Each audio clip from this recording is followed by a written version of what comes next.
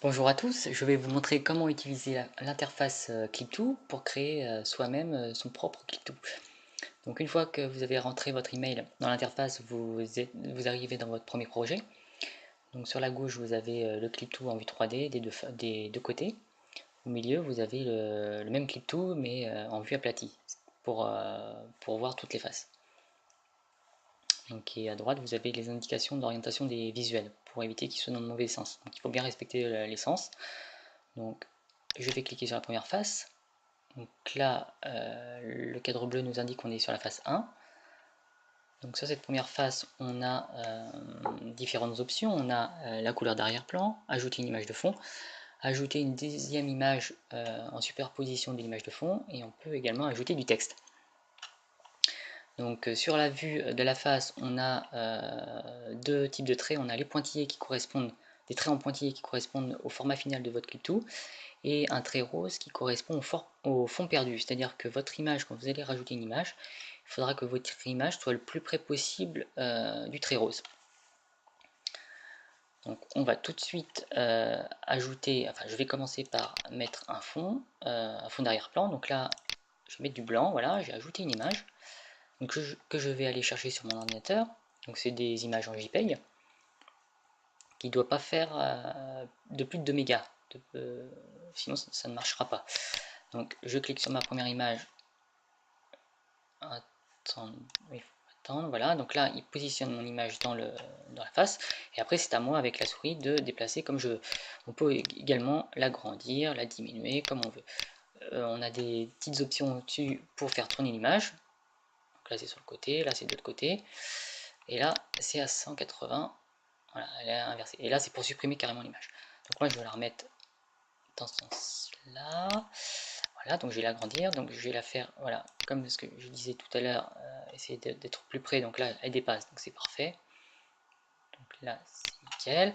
Donc je vais rajouter une deuxième image de fond, donc je vais parcourir, donc j'ai envie de mettre une autre image qui correspond à un logo. Donc là je vais mettre, voilà, alors là comme vous voyez, c'est pareil, l'image est trop grande, donc déjà je vais la réduire, voilà, et je vais la mettre dans le blanc, voilà, là, comme ça, remonter un peu le chien. Voilà, cette première face est parfaite. Donc là, je vais pas rajouter de texte, c'est pas la peine. Donc là, je vais valider ma face, je valide, et vous allez voir ma face qui apparaît pile poil dans l'encadré. Et également, vous la voyez s'afficher dans la vue 3D. Donc petit à petit, quand vous allez faire toutes les faces vont se remplir, enfin les cases vont se remplir, ainsi que sur la vue 3D, vous allez avoir tous les visuels qui s'affichent aussi. Donc deuxième face, bah, c'est le même principe, on voit qu'on est sur la face numéro 2. Donc là, je vais faire pareil, je vais ajouter une image de fond. Là, qu'est-ce que j'avais dit? Ah oui, celle-ci, je vais mettre celle-ci.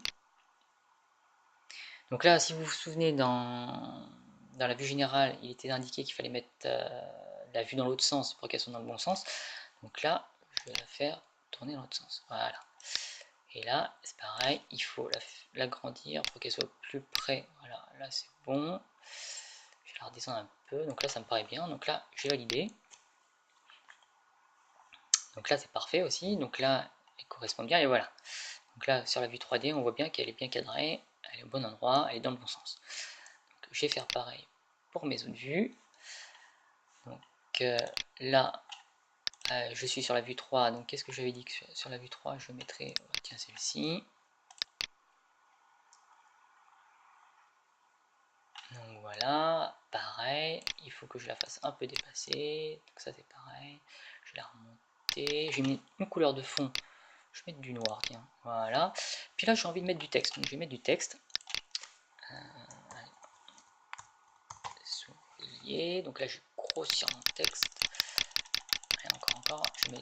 Alors là c'est pareil, vous avez d'autres options sur le texte qui permettent de orienter comme bon vous semble. Moi j'ai laissé dans ce sens-là. Donc là je vais mettre un texte. Oh tiens, je vais mettre ça. Voilà, je vais élargir un peu mon texte pour que tout le mot soit apparent. Et donc là, je vais peut-être le réduire un peu parce que là je le fais un peu gros. Voilà, je vais le remonter un peu. Voilà. Et je vais le mettre ici, je vais redescendre ça là, voilà, ça me paraît bien. Je vais fermer le volet et je vais valider ma face. Voilà, parfait. Vous voyez, la face, elle est là, donc elle est dans le bon sens. Et je vais faire ma dernière face. Pareil, je vais aller chercher une image. Donc une image JPEG. Voilà, je vais prendre celle-ci. Temps de chargement, voilà, c'est automatiquement. Et là, je vais mettre une sorte de logo, je vais le mettre au milieu, voilà, comme ça. Et pareil, je vais mettre une couleur de fond, voilà. Peut-être plus foncé, voilà, peut-être comme ça. Donc là, j'ai validé. Donc là, vous voyez que toutes mes faces sont apparentes. Et là, vous voyez, j'ai mis mon logo et puis je l'ai centré de manière à ce que ça fasse un bord. Donc là, ça fait pas mal. Donc au final, c'est pas mal du tout. J'ai créé mon clip tout. Donc il suffit maintenant de remplir le formulaire avec les noms, le prénom, l'adresse, la ville, le code postal, le numéro de téléphone pour pouvoir vous envoyer votre clip tout. Et une fois que vous avez rempli le formulaire, vous envoyez. Et après, il vous suffira de valider pour pouvoir recevoir votre échantillon gratuitement. Voilà, cette vidéo Clip2 pour vous montrer comment fonctionne l'application Clip2 est terminée. Donc maintenant, c'est à vous de créer. Il suffit d'aller sur l'application et de vous lancer.